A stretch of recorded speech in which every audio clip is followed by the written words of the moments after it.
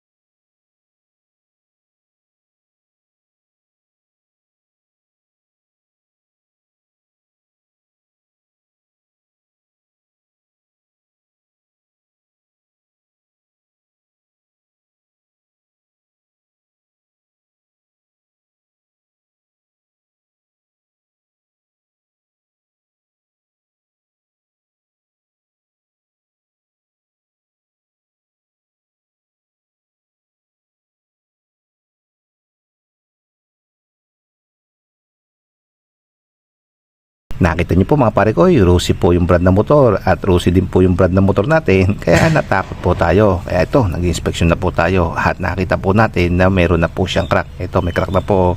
Tsaka dito rin po sa harapan, kung makikita nyo, so may mga crack na po itong ating fuel hose.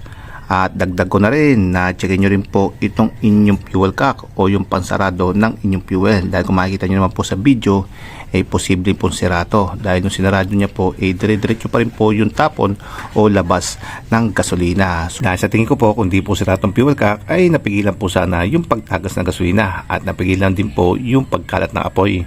So pag sira mga pare ko, may video po tayo nito.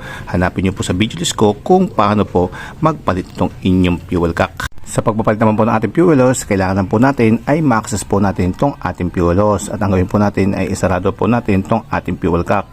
And then saka po natin i-drain itong ating fuel. Sa pag-drain naman po ng fuel, maglagay lang po tayo ng pansahod dito sa ating drain hose. At gumamit po tayo ng flat screwdriver. At saka po natin siya i-open ganun. Then pag wala na pong tumutulo, saka lang po ulit natin isarado itong ating drain valve.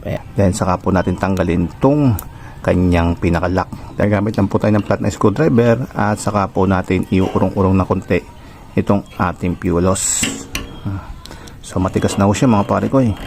Kung matigas na, hanggang no choice po tayo, gagamit po tayo ng cutter at saka po natin siya bibiyakin na lang. Ganun.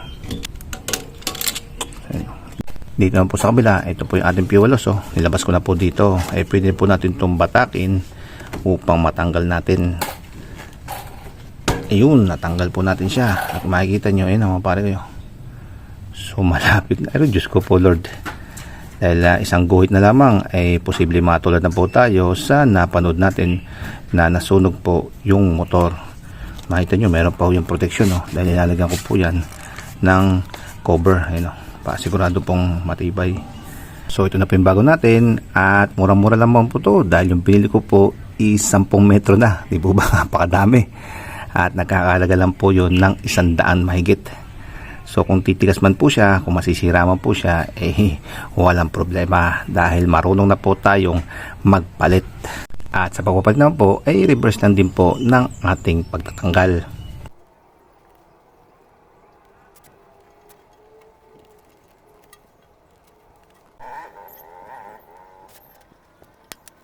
Kaya mga pare ko, peace of mind. Ano pa po ginagawa nyo? Puntahan nyo na po yung motor nyo at inspection nyo na rin po itong inyong fuel hose at isabay nyo na rin po itong inyong fuel cap. So, pamsi mga pare ko, paalam.